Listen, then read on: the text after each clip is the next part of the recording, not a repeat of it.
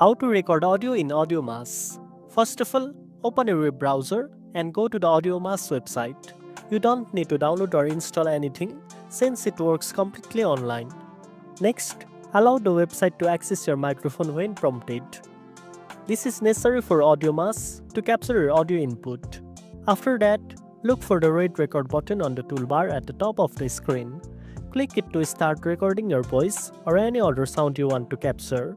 Then, choose your device and click on Start Recording to begin your recording.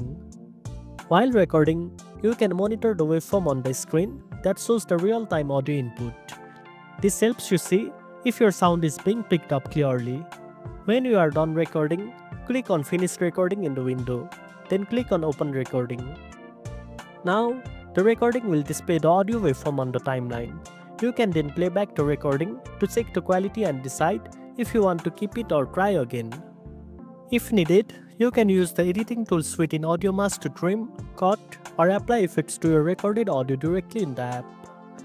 If you want to add a recording somewhere in your project, click on the record button from the toolbar and it will instantly start recording.